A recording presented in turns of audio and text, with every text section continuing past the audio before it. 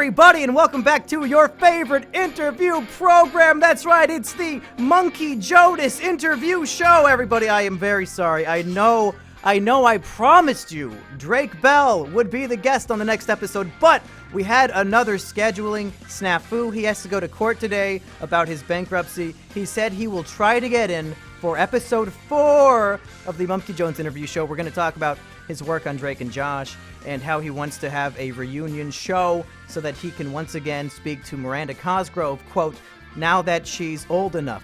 I don't know what he meant by that, but maybe we will find out next time. So today, he was very kind to agree to come at last minute after Drake Bell flaked on us. Mr. YouTube extraordinaire. He recently hit 100,000 subscribers. He has aesthetic that just won't quit. Mr. DaftPina. I hope I'm pronouncing that correctly. You are, and you kind of sound like this is the freaking WWE.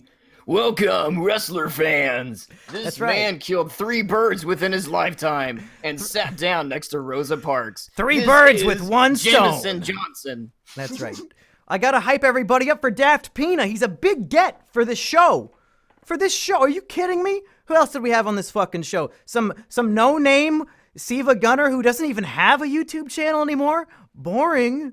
We have a man who is in the prime of his success and only getting better.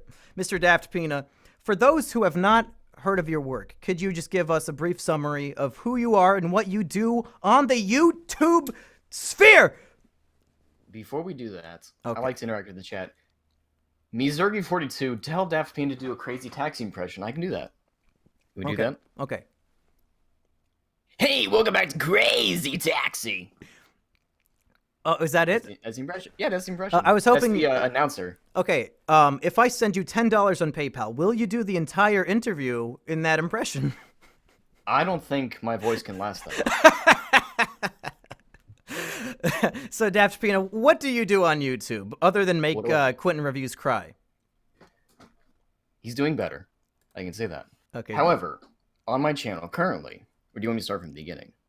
Let's take us back to the past to play the shitty games that suck ass. I actually met James Rolfe at a convention once. Now, is this more or less impressive than meeting the Nostalgia Critic? I've never met him. Well, because Siva Gunner said he met Nostalgia Critic, so I'm going to see who has the better story between the two of you. I actually met Nostalgia Critic's brother at a rock concert. What's his name? 7 years ago. I can't remember. Yeah, fuck his stupid brother. What was James Rolfe like? Did he call you a piece of fucking shit? Did he shoot all over you? He's actually quite nice. In fact, the line for him was 3 times as long than an actual video game voice actor. Like an actual video game voice actor was there, but people were flocking to James Rolfe's, so much so that in order to get done with everyone, he can only sign autographs and not even take pictures. He said, I'm sorry, guys. Aww. There's like 100, 200 people in this line to get through. But I did have a small chat, and I was like, hey, I like your stuff. He signed my DVD copy of the first season and a game cartridge. I also had the potential opportunity to take a photograph with a famous person, and I fucked it up. It was this little-known guy. You might have heard of him. His name is Donald J. Trump. Long before he ran for president, he came to speak at my college, and I went and saw him do it. It was about an hour long of him just sitting there saying shit that I didn't even comprehend at all, a bunch of business jargon bullshit. And afterwards, you could have waited in line, shook the man's hand, and took a photograph. And I thought, you know what? I'm going to go sit into the last 10 minutes of the class I'm missing rather than wait in line to meet Donald Trump. I have nightmares, nightly, that I could have taken a photo with the next fucking meme president. And I went to sit in for the last 10 minutes of an English class lecture instead. I think I might actually kill myself now that I'm thinking about this again. How did I fuck that up? At least you're continuing your education. Not meeting some silly president of the United States. I'm just going to sit into this English class. Can you imagine the meme potential of an actual photograph of me shaking hands with Donald Trump? It would... People would say it looked Photoshop. They're like, ah, he Yeah. didn't do that. That's not Monkey Jones. The Verge, who was going to write a very liberal media organization, they were going to write an article about me getting banned. That would have been the cover photo of the article. Monkey Jones shaking hands with Donald Trump. Monkey Jones, what I told him. alt-right YouTuber. That's right. Well, alt-right Shaking hands former with Donald YouTuber. Trump. Would have told them everything they needed to know about me. Anyway. It's like that one picture. They always use a PewDiePie in every media. I can't remember what it was. It was PewDiePie smiling in front of like a green background. I don't know why they always use that picture, and even Pewds complains about it. He's like, why do they keep using If you this Google picture? his name, is it just the first image that pops up? Let's try. Okay. Yeah, this is important. This is important. It is. No. What? So they're going out of their when you way to search use this it- photo? When you search it on Google Images, yes, it's this one in front of a Barnes and Noble. Yeah. So they're just so lazy, they just click on the very first fucking photo. Well, it is a high resolution picture. If you when I type in PewDiePie, other suggestions is PewDiePie apologizes, N-word, Comedy Central. You know, for his Comedy Central roast. What? He was on a roast? No, Oh. no, it's just one of the search results that happens to be right Oh. there. I know he was on an episode of South Park like 3 years ago. Yes, he was as himself. That's right. Making fun of himself. I'm glad Yeah. he was able to take the joke. Yeah, he's a very self-aware, funny guy. I like PewDiePie. But enough about YouTubers we like. Let's talk about ones we want to criticize, because Want to criticize. that's That's what I do. That's what you do. That's right. We finally answered the question. Finally, getting back to the answer, what my channel is about. I mostly criticize YouTube animators and YouTube animation. It first started. Actually, I'll tell you how it first started. Back in 2016, late 2016, I was on a call with one of my friends, and they were like, "Have you ever seen The Odd Ones Out?" And I was like, "Who?" And he's like, "He's a Storytime animator." And I was watching a video with him. He's like, "All right, this is okay." And he said, "There's more of them." And I was like, "What do you mean there's more of them?" He said, "There's a bunch of them." And he gave me like a giant list. And I was like, "All right, let me just take a look at them." And then about a week after, we called again. And I was like, I want to make a video about this. Because at the time, I was making boring videos about cartoon reviews. I say boring because when I rewatched one recently, I was like, it's just me reading off Wikipedia stats. This ain't a video. Wait, so you were reviewing cartoons, or you were reviewing cartoon reviewers? I was reviewing adult-oriented cartoons. So like Brickleberry, for example. Yes, that is one of the ones I did. Yeah, there you go. That's a good one to review. Lots to mine from that quality program.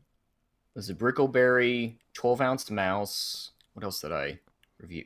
It was a bunch of ones. Even much so, I think there's 200 or 300 technically adult-oriented American animated shows, and I wanted to get through all of them. Oh shit! But That's your monkey box. You have to return to it one day. I am kind of. As you can see on my channel, they're not there anymore. Because I wanted to switch over to something more interesting. You know, because I wanted to have something that actually had passion about. Like, I loved reviewing the cartoons, but like I said before, the videos are just boring. And so I dive deep into animation reviews.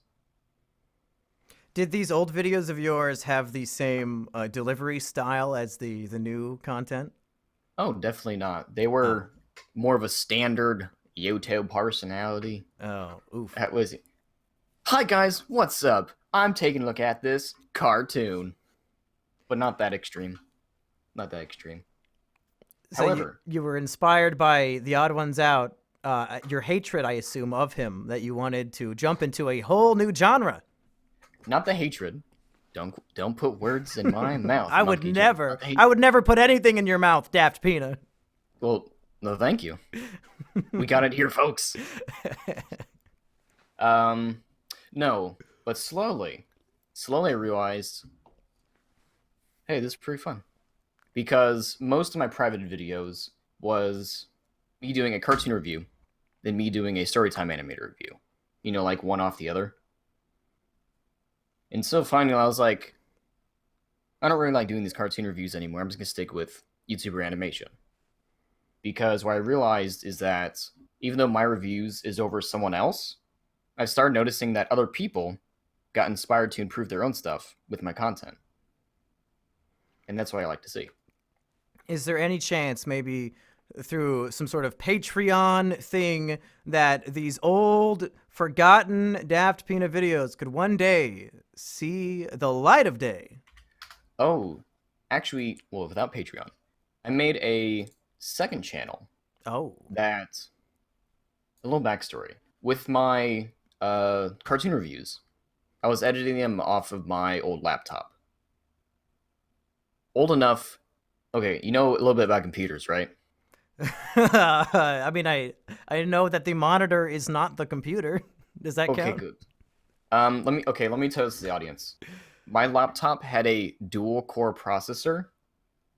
It had a mobile graphics card, 2 gigabytes of VRAM, a Intel Core i5 5500U, which is 2.2 gigahertz of power.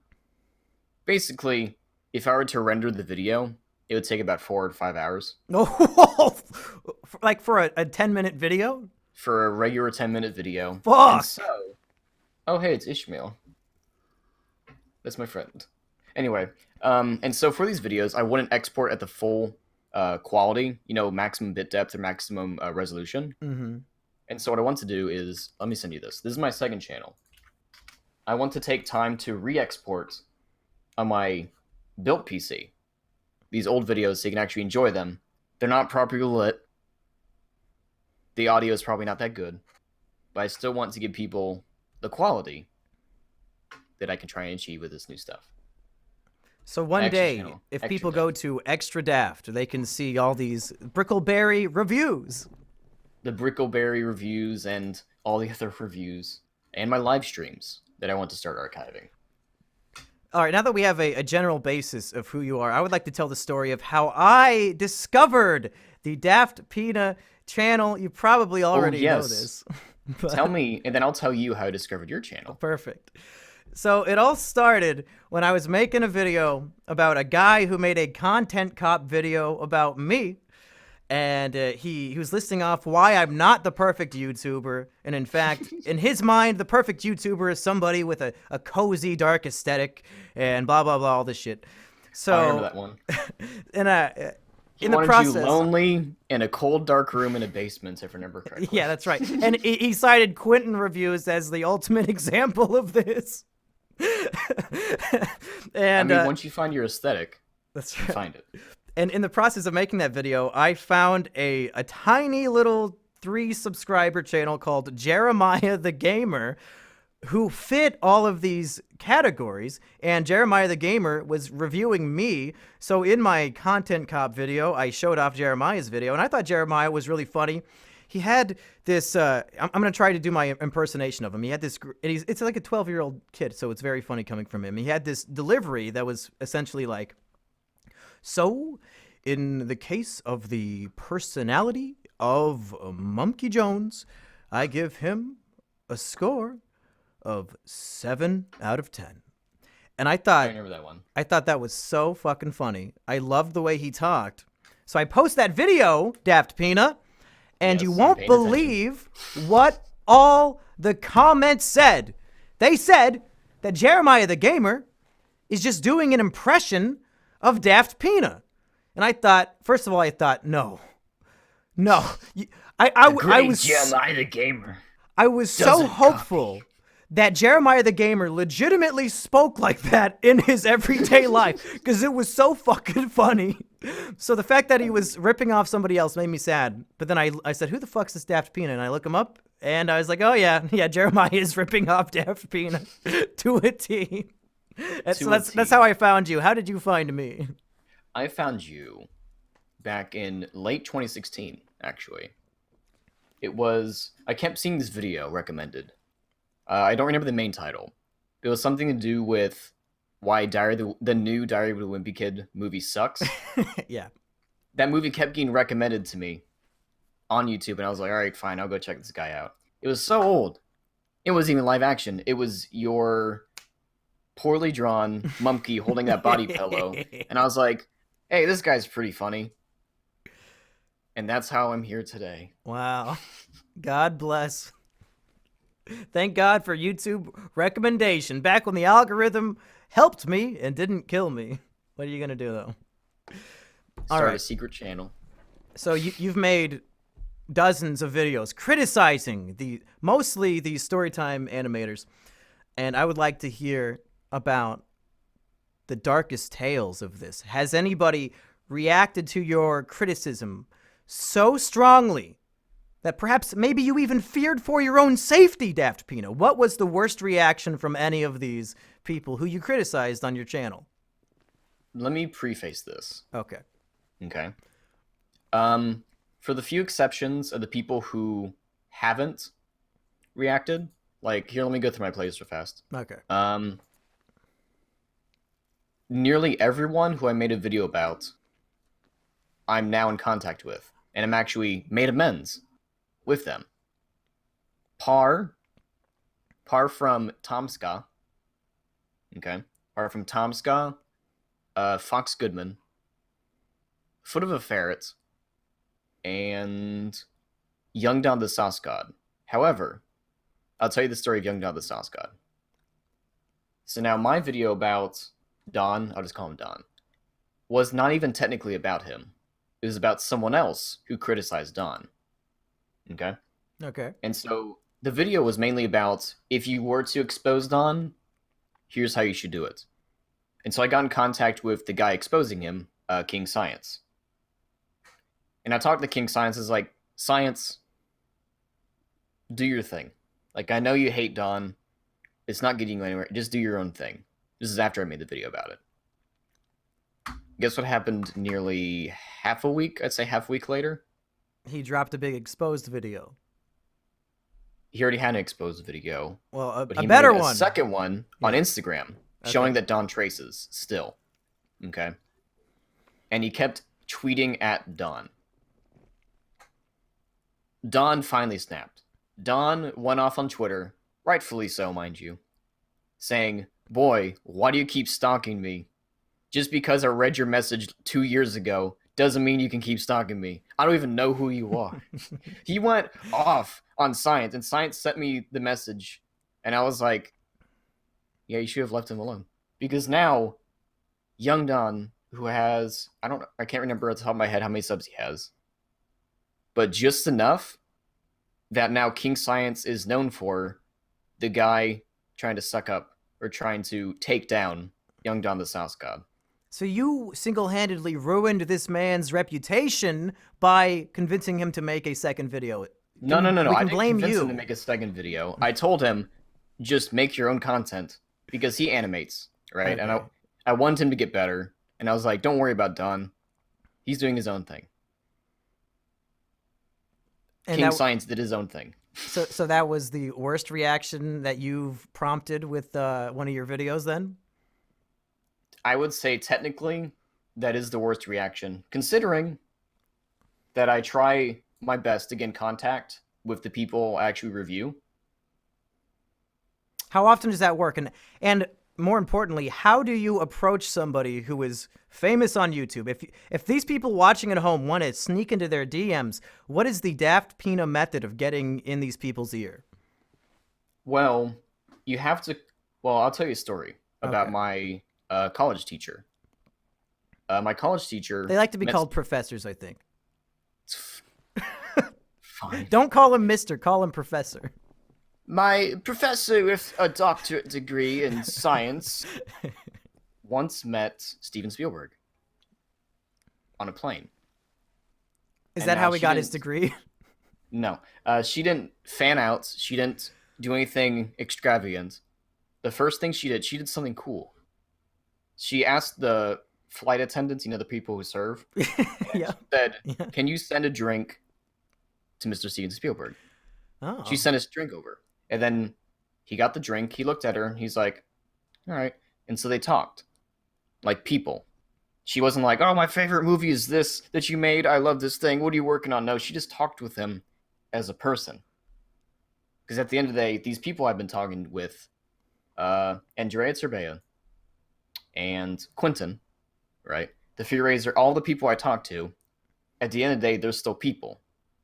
And so if you want to get in contact with them, do your thing, right? Because you have Don't to have some approach as a credibility. fanboy. Don't Approach approach as as a a fanboy boy. and girl. There's no girls watching. You don't need to give advice to girls. Hashtag rude, Monkey Jones. Come on. I assumed so many genders with that statement. Arrest me. Actually, there was an episode of Family Guy recently where Peter becomes transgender. Well, I'm keeping up with Family Guy. How recent was this? Yesterday.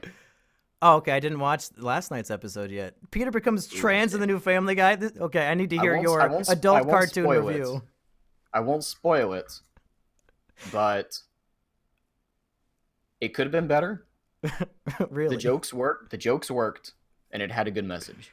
Wow, yeah, because I know they recently said they're going to try to cut back on gay jokes. I guess of the LGBT, they only want to get rid of the G jokes. Go all in on the transgender jokes. Or did they Remember, not? they actually have a transgender character on there. Who, Quagmire's dad? Quagmire's mom. Oh, well. I can't believe you knew who I was talking about, and you just misgendered. Well, it started off as his dad. I mean... And isn't the plot that Brian has sex with Quagmire's dad? Yes, that was one of the plots. Great. That was one of the plots. So the way you get into these people's ears is that you just send them a message as a normal human being saying, "Hey, I'm making a video about you. Would you like to talk about it?" Kind of. Crazy. Earlier, I would email them. Aim's like, "Oh, hey, I'm making this video about you. Would you like to do a voice for it?" Oh. Because a lot of them, they're cool with collabs, right? It's just a collab. And then when I started talking to one of them, I started talking to more of them, and they're quite nice people. Because remember, they're not these animation gods. They're not these spirits with booming voices and a big following. No, they're just people just doing their thing, drinking LaCroix right next to a Monkey Jones. Junkie Jones.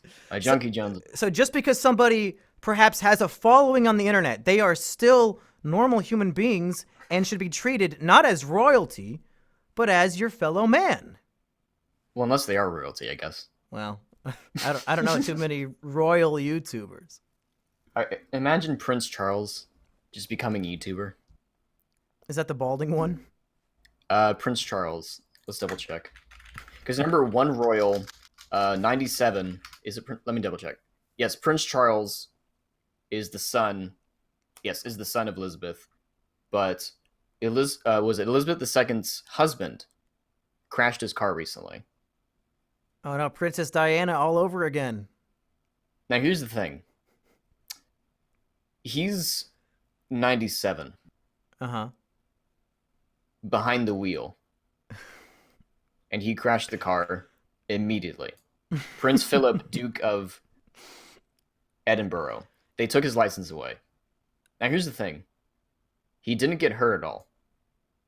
The person he crashed into got severely injured. And I was like, Prince Philip, are you doing okay? Are you doing okay? Wait, so he's still the prince at age 97. I don't think he's going to usurp the throne anytime soon. Probably someone older than him is still alive. That's how the Queen of England is still kicking it. Well, I don't think he's going to make it. He's never going to be a king, only a prince. All right, so let's flip it. I asked about your worst experience. What's the best one? Have you ever criticized somebody so good that they actually changed and fixed their content for the better based off of the DaftPina method? Yes. Whoa. Jesus, did I scare you? You did scare me. I've never heard of somebody actually taking criticism online, perhaps because I only have ever spoken to the PCP, Quentin reviews. That's about it. He's getting better, slowly. Okay. Slowly. Well, keep in mind that most of the people I'm in contact with have improved, be it with my video or just on their own. But the best video that I've done in terms of someone improving is the Fear Raiser. The Fear Raiser used to hire artists to draw for him, and then he slowly couldn't pay them. He didn't credit them properly. Oof. But I made my video and I talked with him. And guess what he's now doing? He's making them pay him to draw his work. No, he was inspired to start drawing on his own. Oh. And he's actually working on 3D animation along with 2D. That's a good case of someone improving. You inceptioned this idea into his brain that he should become his own artist. You're a hero. Well, mostly I was going for he should credit his artists and stuff like that. And he realized instead of having to pay people, he's like, nah, fuck this, I'll just do it. Eventually, if you have if the workload is too much on you, I would recommend getting a team of animators. However, this is one of my old gripes. Jane Animations, she used to have a bunch of artists who went off model. You know what I mean? Completely off model. So on her character. It didn't look like her old stuff at all? It didn't look like the stuff, and he knew it was someone else. And so if you were to get a team of people, make some character reference sheets, you know, like, here, let me show you my favorite. Okay. There's this King of the Hill do's and don'ts. Let me find the actual post.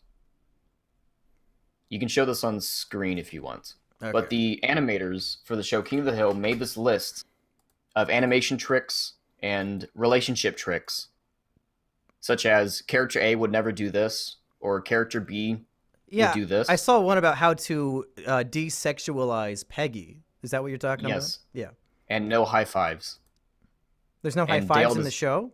There's no high fives, technically, in the way to describe in this on the show. Oh, why not? I wonder why they would not do that. You should scroll down to the actual... It's number 21. Oh, there's more than just the one image. Yeah, I sent you a link. Oh, okay.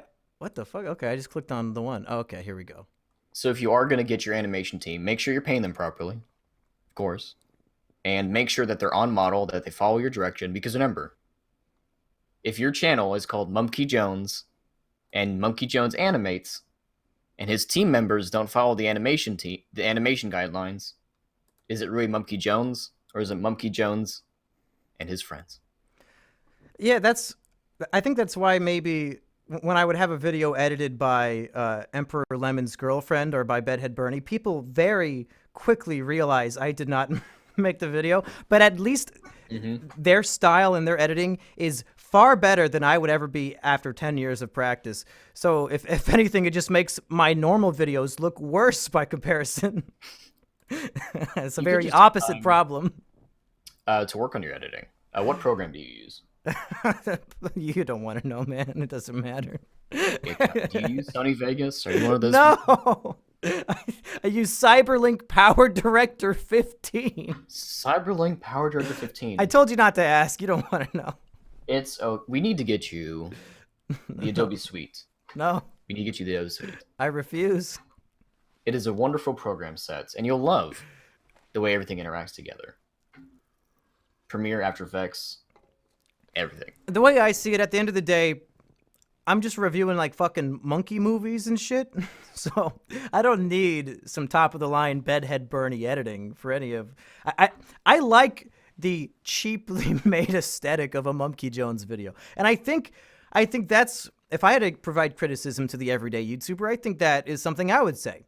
Do what you like. Don't try to emulate others. Don't try to be a TV show. Try to be you as a YouTuber. Would you agree with that, or do you think people should always try to improve their production and all that jazz? Let me put it this way. Do you know YouTuber Mr. Ender? Boy, do I. The mysterious Mr. Ender. Yeah. He has been on the internet, or at least his YouTube channel has been here since 2013. Possibly he made a second channel. I'd have to research him more. However, through his whole time, he still edits the same. He still has the same blue snowball microphone. Yeah, I would recommend upgrading the microphone. Don't use a fucking blue snowball. For nearly 6 years, he's have nearly the same content in terms of, you can have a style. However, in terms of, I'll explain more of this later for good examples. But there's a difference between having a style and never improving. Does that make sense? Yeah, I think what you're saying is his channel is a non-animated atrocity. His channel, and he even actually paid other people to edit for him. Sometimes. Too much. Never pay your editors. Bedhead Bernie, he will never get a penny of my money. Fuck him. You should pay. Not exposure. No, I didn't even expose him. I don't even post in the comments that he did it. It's just fuck him. What's he gonna do?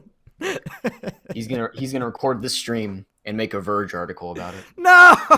YouTuber, former ex Twitch streamer Monkey Jones refuses to pay. Underage boy. Well, yeah. Do you edit all of your videos? Because your videos have a very, very precise aesthetic, and I can see you perhaps losing your mind if you had to explain every little nuanced detail to a sub-editor. I edit my own videos. However, if I were to hire an editor, I would go with them and like make a what they call production Bible. It's a production Bible and film is two different things, but I'll just for now call it a production Bible. For how I edit things. It wouldn't be if you can't explain how to do what you do to someone else, then how do you know what you're actually doing? Right. And when I watch your videos, there is such it's really, what is the term for something that is not what you would expect, something that is not standard? A subversion of your expectations from The Last Jedi? Perhaps, yes, because you've got these things where it's like Between Two Pines with Zach Galifianakis, but it's the Wes Anderson version of that, where everything, the whole frame is parallel with each other, and you got this fucking painting behind you. Where did all of these choices come from? You will randomly hit a key on a piano all the time. Where did this come from? We'll start off with some of the easier ones. Oh, did I get the name of the Zach Galifianakis show wrong? Did I not say Between Two Ferns? Between Two Ferns. What did I say? Pines? I don't know. It doesn't matter. Yeah, you said Pine Tree. Fuck! My favorite episode, which I need to rewatch them, but I remember one of my favorite episodes was Zach Galifianakis interviewing Obama, and then like the set falls down, and Obama says, "Have you been filming in the White House?" Like Obama doesn't know where they are. But we start the easy ones. I used to live in a apartment complex, a very nice one, in fact. That the people who threw out stuff, they threw out weird, expensive stuff, or stuff that you would think, huh, why didn't they sell this? My first encounter with this is when I found a original Nintendo DS just lying on the ground next to the dumpster. What? And I was like, does this thing still work? So I ran home. I ran to my apartment. I didn't have a charger. So I had to wait a week, and I bought a charger, and it worked perfectly fine. I was like, okay. What cartridge was in the console? No cartridge. Ah! No not cartridge. even Nintendogs? Not even Nintendogs. What the fuck? Well. But that painting you see, which probably costs 50 to 100 at like a regular store. It's probably like, because of the size, it's probably like 150, I would say. It's big. It was just near the trash. Someone threw it away. So I cleaned it off. It's a reproduction. That's why I was easily able to disinfect it and everything. Because I don't take stuff like that, not disinfect it.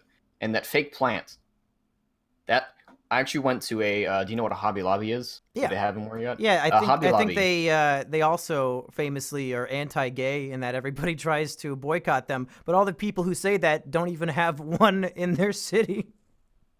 Actually a good place is Michael's. It's the main difference between them. Well, besides they actually love gay people, is they're open on Sundays. So that's a tough competition right there. But this plant. They sell plants like these at Hobby Lobby for about $100 to $200 based on the slides. And I liked it. Like I found one again next to the same fucking dumpster, and I was like, "Do you just hang out by this dumpster all the time, waiting for people to drop hidden treasures for you?" No. Whenever I'm with my roommate, I was like, "Here, I'll take out the trash," and I was like, I don't go into the freaking thing. That's disgusting. You don't I just dumpster dive for I don't for physically treasure? dumpster dive. You remember those YouTube videos where it was like dumpster diving at GameStop? No. There's a whole trove of them. No, I don't And do people that. I would just get games look. and shit. That's awesome. Yes. A thing they would do is actually when they buy used DS games, they would throw away the box because it takes up space. So you can find. Heglin made a good joke. DaftPina found a perfectly good pizza next to the dumpster. Speaking of that genre, you ever seen those YouTube videos of the guy diving with full scuba gear into a septic tank? I haven't seen that.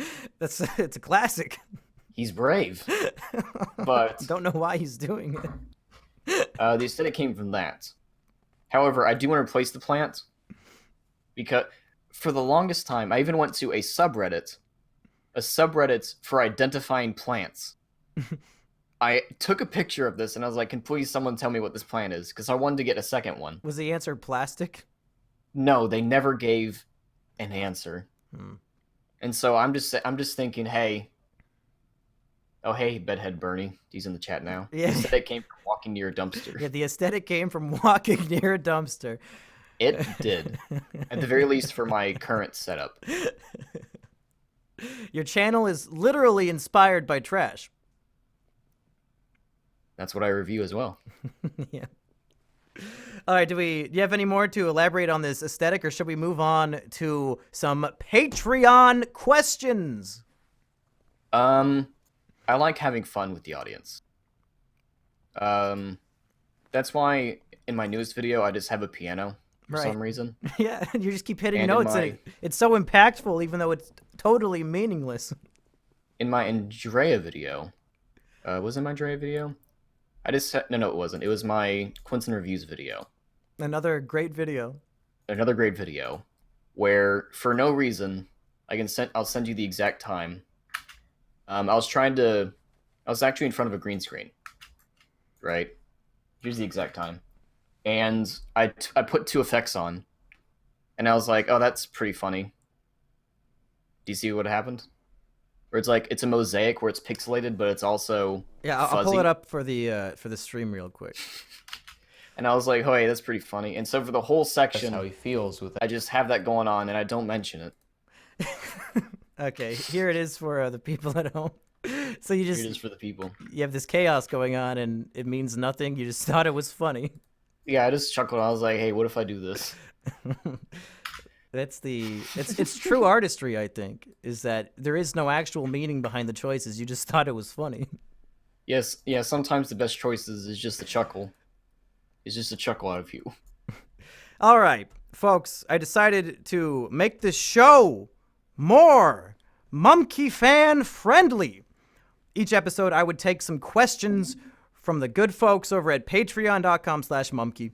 Of course, the guest will always receive a percentage of my Patreon earnings that month for coming on the show, because clearly people are subscribing just so they can ask these Patreon exclusive questions. I didn't know you were giving away money. You should have let in with that. I would have done this earlier. Oh yeah, I'm gonna send you $800 right after the show. So 800. Yeah, just to keep my mouth shut. That's right.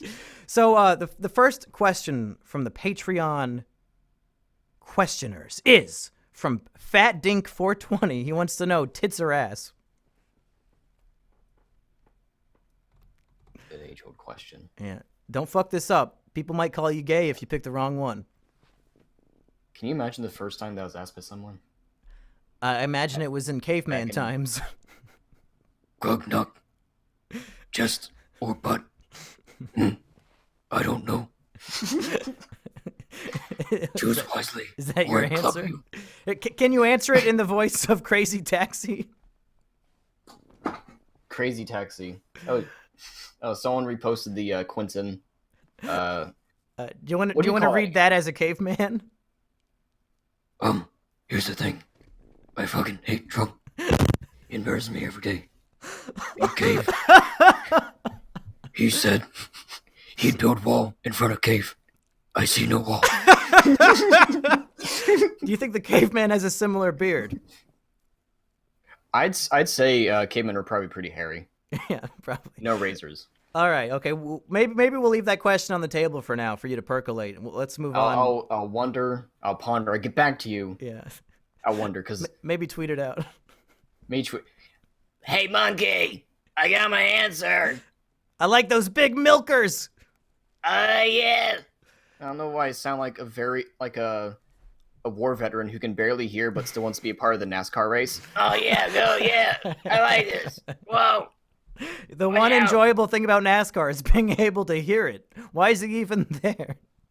He's going left. Yeah, now, keep going left. Here's a Patreon user who I think their username is a personal attack against me. He's called You Should Upload More. Yes, you. His question for you is, have you ever made a video that you deeply regret other than the Brickleberry review, where I assume you said some very harsh things about Daniel Tosh, or at least think you could have made much better? What is the biggest mistake in your YouTube career? I made this one video 2 years ago, actually, called Jaden Faked Her Face Reveal. I don't know if you saw it. I did not. But let me tell you, it was not a good video. Not a good video. But luckily, I apologized to her for that. I was like, I'm sorry for ever making that video. And you know what happened? She told you to kill yourself. No, she forgave me. What? She did. And I was like, wow. I am one of her friends. I'm not enjoying this theme of famous people actually being human with human responses. This is just blowing my mind today. Well, here's the one thing. One of her YouTube friends, despite her forgiving me, they still hate me for ever making that video. And I won't say who it is, that'd be rude. But I'm like, okay, I guess apologies don't work, even though I fully regret ever making that video. How long was that video up before you took it down? A year. Fuck. You didn't take it down after 5 hours and then copy strike all the re-uploads? No, copyright striking re-uploads is rude, because mostly people are just doing it to archive the video. Yeah. Actually, someone did archive the video. It's still up on YouTube. Oh, let's watch it on stream. Fuck no, it's 30 minutes. Oh. It's the worst. It's the best example of someone says they hate content in terms of how I talk, because that video is long. It's long, virtually unfunny, and I don't know what was going through my mind, but I was super mean-spirited when I wrote it. I don't know what happened, and so I regret making the video, but hey, at least the person who I made it over is not mad at me, they don't hate me, and I'm thankful. Praise Jeepus. That's right. Live and learn, folks. Everybody makes mistakes, even the great DaftPina. Now, speaking of perhaps your delivery, maybe that video read at a normal speed wouldn't have been 30 minutes, but let's see who did this. The Great Moose Kwanzaa would like to know, what's with the super dry delivery? Is that just a personality you choose to use, or is that actually you?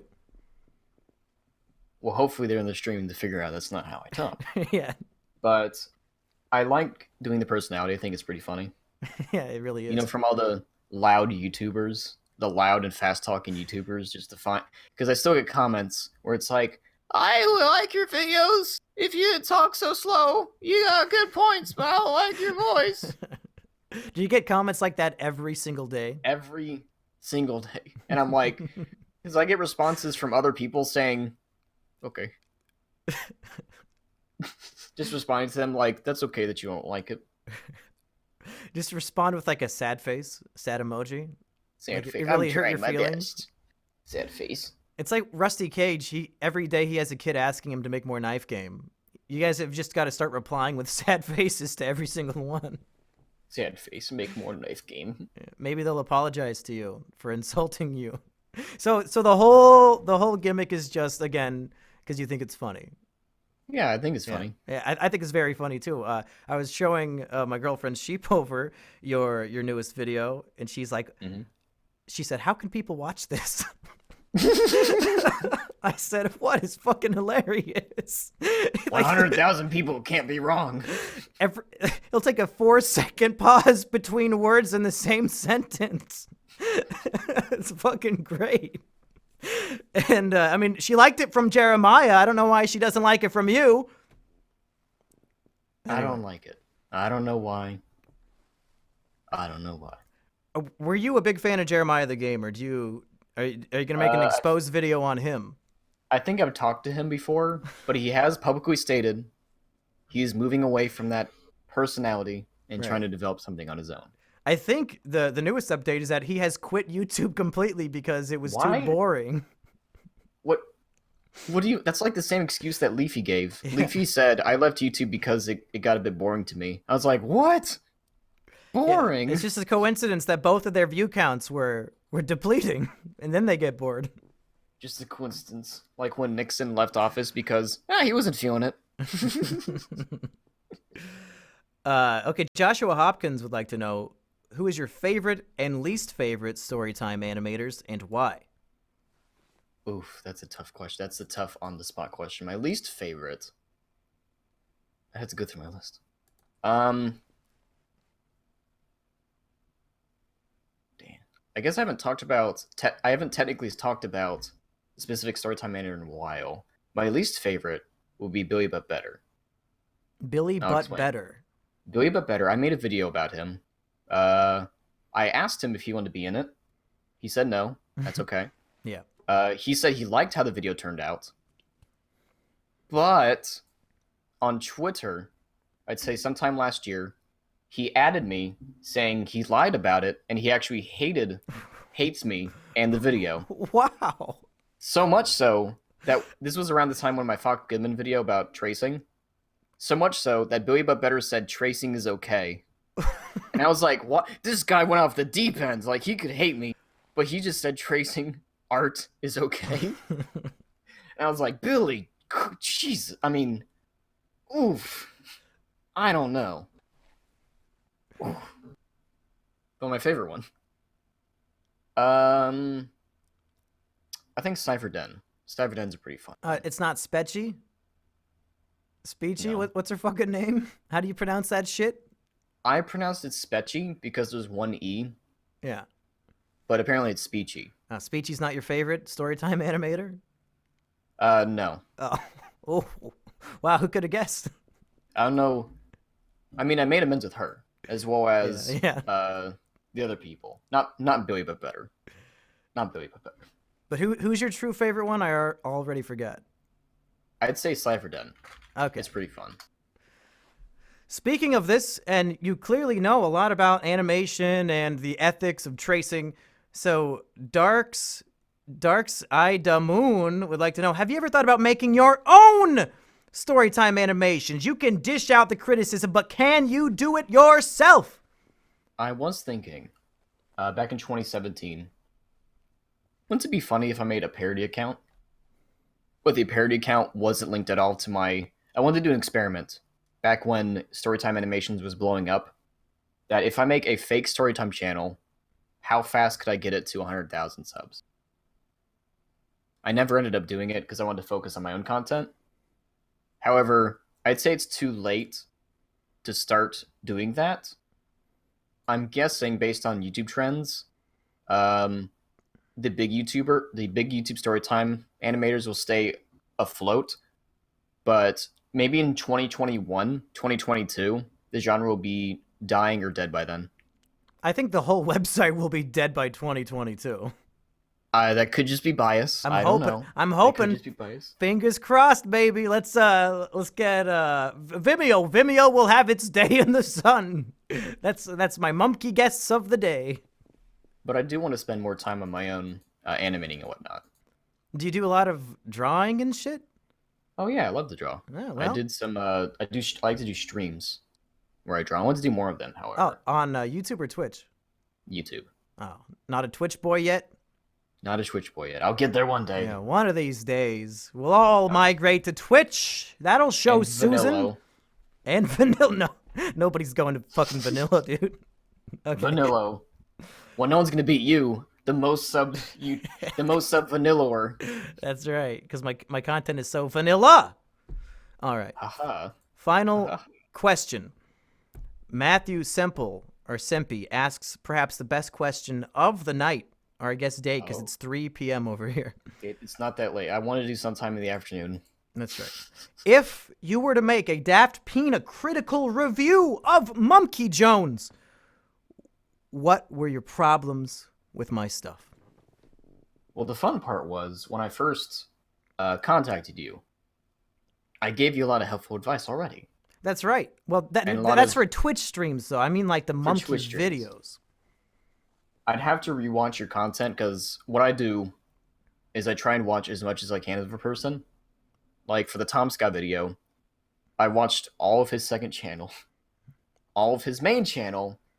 Let me tell you, it took 3 months to get through it. Yeah, I mean, you go to fucking college. How do you have time to even film the videos would be one thing, but to sit through somebody's entire catalog, how do you do that? Patiently, sometimes with a friend. I take nightmare. Notes. Boy, howdy. But let me tell you, it actually helps. When you write down the specific video in a timestamp so I can just go back in the notes. All right, that's what that is. So It does help a lot. And most of the time, I don't even use any of the notes. It just helps. Yeah. So for Monkey Jones, I'd have to watch all of your content. I'd have to take a look and have to see how you can improve. Improvement number 1. Be on YouTube. Improvement number 1, start with your jacket on before recording. No, I will not take criticism for my Twitch streams. They mean nothing to me. This is a waste of my time. I'm a video boy through and through. I refuse to even learn how to use OBS. I have my girlfriend set it up for me. OBS? Come on. It's not that hard. All right, that's enough of these Patreon questions. You wanna get in on this, folks? All patrons of Monkey Jones, go to patreon.com/monkeyjones. How do people support you, DaftPina? Where can people go if they want to support you? Well, I want to redirect the support. Well, 2 places, of course. Okay. So if you want to support me personally, I do have a what they call Ko-Fi page. Okay. Oh, like the coffee thing. Yes. Yeah. I always say Ko-Fi, but very here's confusing. The one.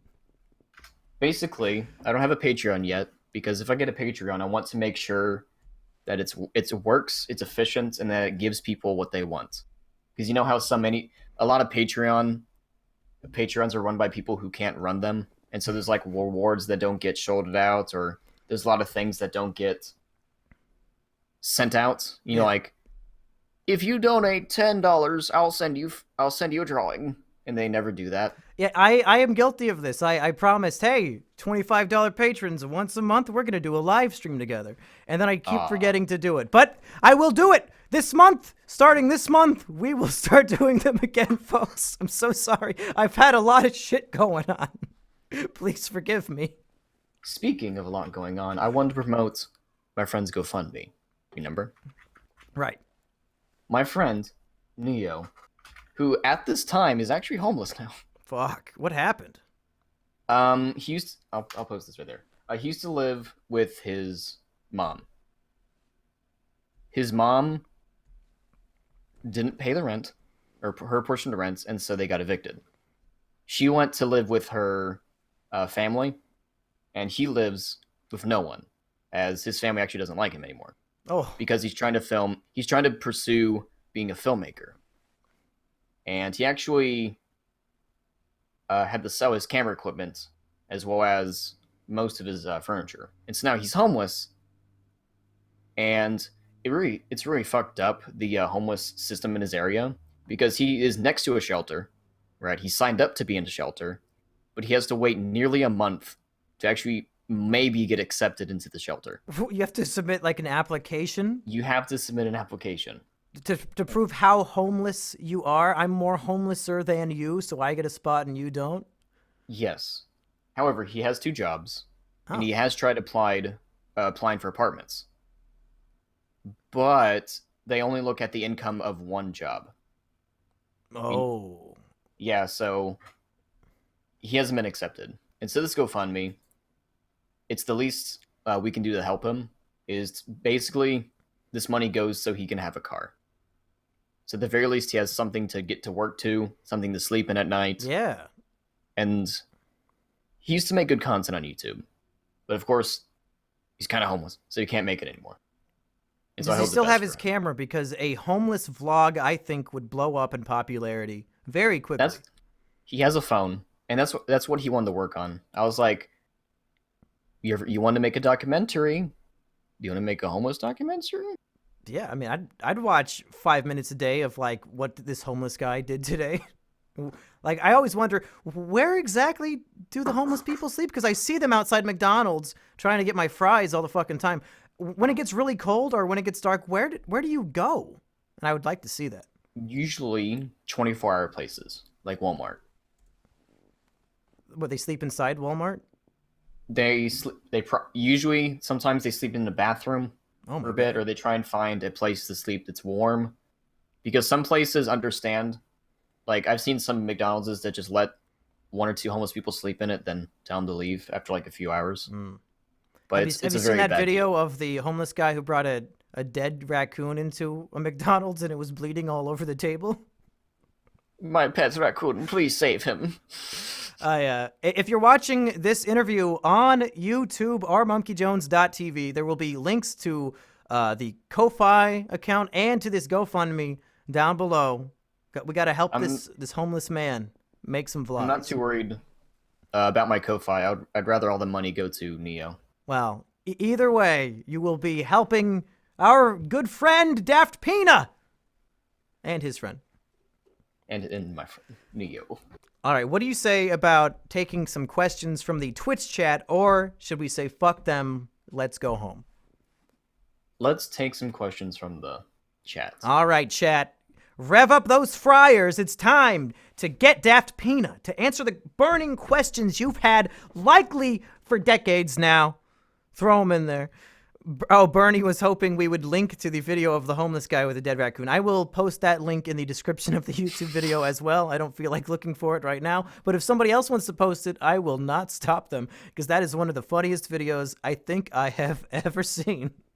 I'm sure you can easily find it. There's probably not too many of them. No, just Google homeless guy raccoon and it'll probably pop up. Is Daft actually a pina colada? Great question. I still need to drink one of those. Where did your name come from anyway? That's the question every single YouTuber gets. Why DaftPina? Why? Yeah. Are you daft? That's part of the joke. In slang, daft means crazy. And in pina, in at least the Spanish language, pina means the skin of a pineapple. However, in Hungarian, do you know what pina means? Probably penis. It means pussy. Oh! And so I'm now either crazy pineapple or crazy pussy. I'm sure thanks to your YouTube channel, you get crazy pineapples. People offer you pineapples. You thought I was going to say crazy pussy. Because us YouTubers, you'd be wrong on that. Yeah, people give me more pineapples than anything else. Is DaftPina a sociopath? Good question. No. No. Daft, did you ever have trouble getting over the overabundance of bullshit comments at one point? Here's a picture of Fanta pineapple. It's right there. The bullshit comments. Daft in British slang means stupid. It means a lot of things, grapes. You get over it. Yeah. I mean, there is a difference between not accepting criticism and not reading the hate comments. Right. Especially when you get the same exact one every hour on the hour.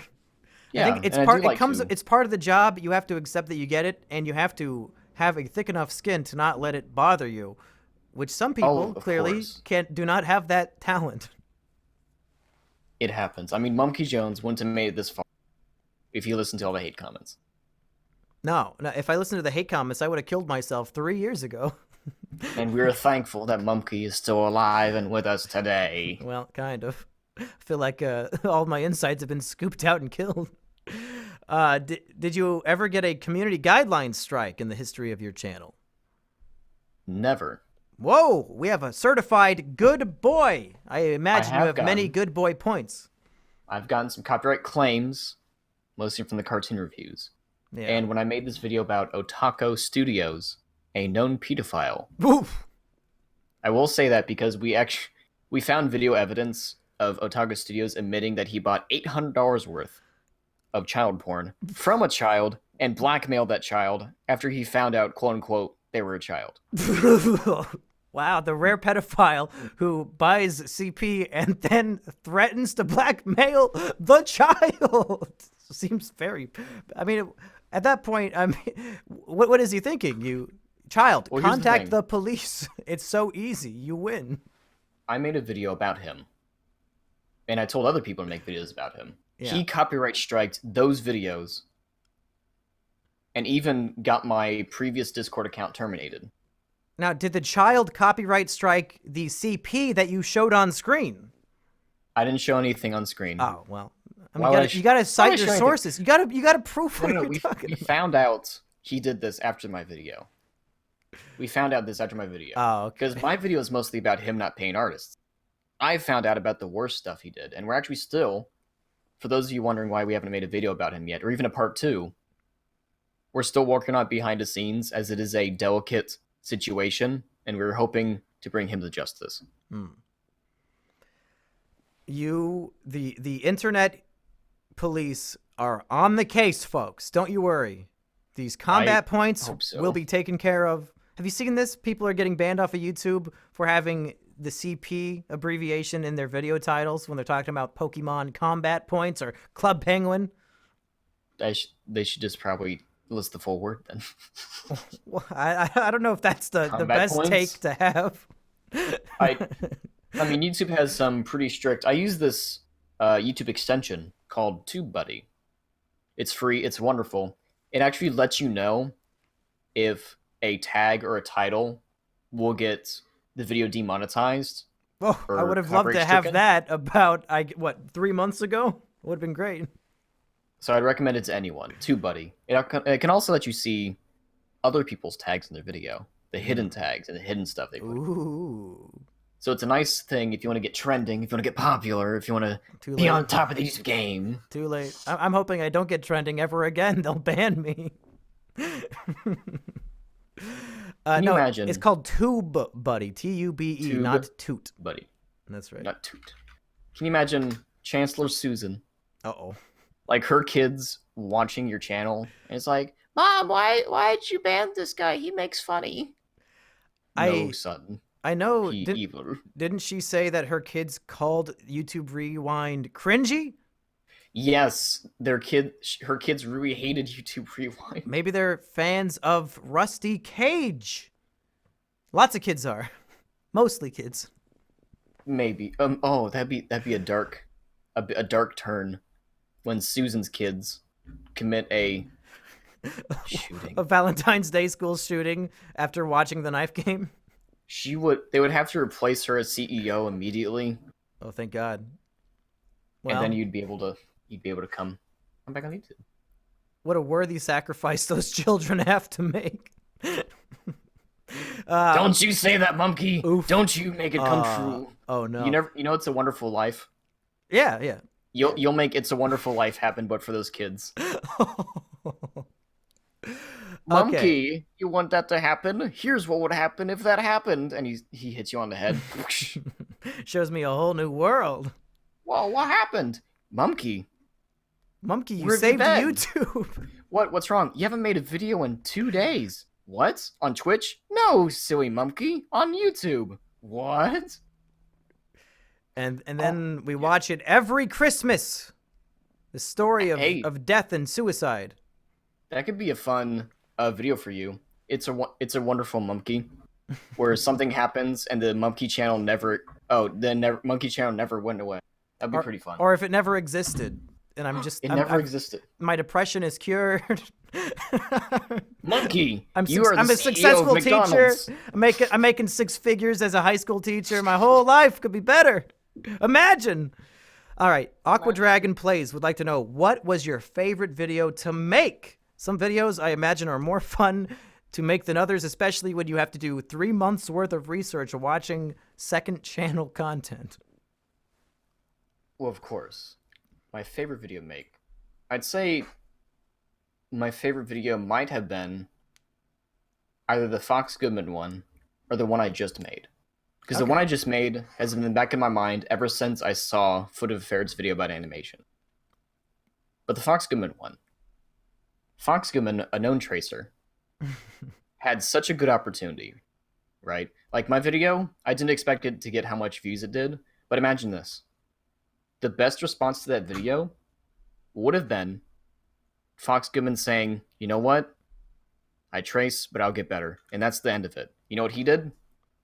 Traced harder. Yes, he said he was going to continue tracing.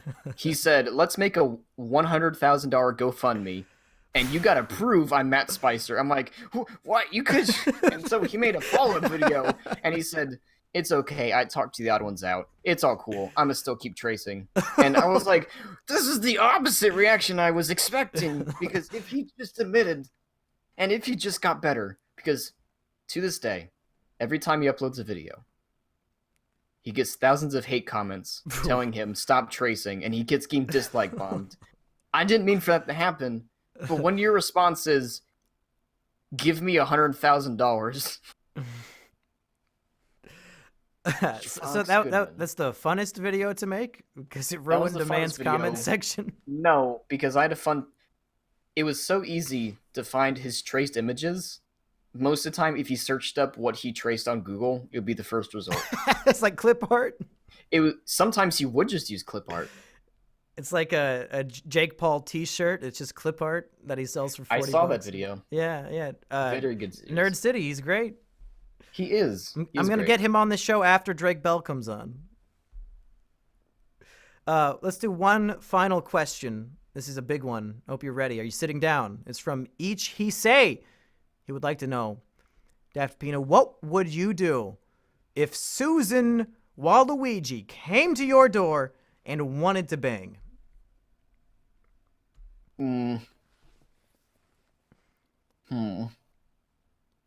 I'd say no thank you. Oh, you're getting terminated. I would film the interaction because she would get fired for that. Because that's wildly inappropriate. I don't know. Coming to us using Google's knowledge to find your house and asking a random YouTuber to bang them. That is sorts of illegal. What if her car broke down and she could smell your painting that you found by the dump, and she thought that smells like a painting that somebody found by a dumpster. Now I'm getting all horned up, and she came and just wanted to bang whoever opened the door. No. Bedhead Bernie says you're a MGTOW for your answer. What's a MGTOW again? Men going their own way. You say, I don't need women. I'm fine on my own. That's not what I said. Bedhead Bernie, please don't put words in my mouth. Bernie, what the fuck? Disgusting. Don't do that. All right, DaftPina, where can people find you online? Plug all your shit. And again, let's plug this GoFundMe because it's a cause I want to stand behind. There is my YouTube channel. There's my YouTube channel. Let me get my Twitter page. Just hanging out. Twitter page. Right there. And my GoFundMe. Your top priority should be the GoFundMe. I believe 7 minutes ago, Sean B donated $15. Proud of you, Sean. I'm guessing Sean's in the stream. I'm proud of him. Or her. Sean B. Anthony. I assume Sean is Sean Ranklin of Wings of Redemption fame. Shout out to Sean Ranklin. And so I'm glad I was able to do this interview. Only to promote my friend's GoFundMe. That's right. You said, Mumkey, I got to tell you the truth. I don't like you. I don't want to talk to you, but I really need 216 people to hear about this GoFundMe. And I said, well, you drive a hard bargain, Daft, but I guess. It worked out. Yeah, thank you for coming on. You were a great replacement for Drake Bell, who I assume will be on the next episode. DaftPina, thank you again. And do you have any final thoughts for the thoughts watching at home? Thoughts. For all of you people doing art, and for all of you people trying your best at videos, keep at it and keep improving, or else you end up like Fox Goodman. I don't know, he's doing pretty well for himself, isn't he? No.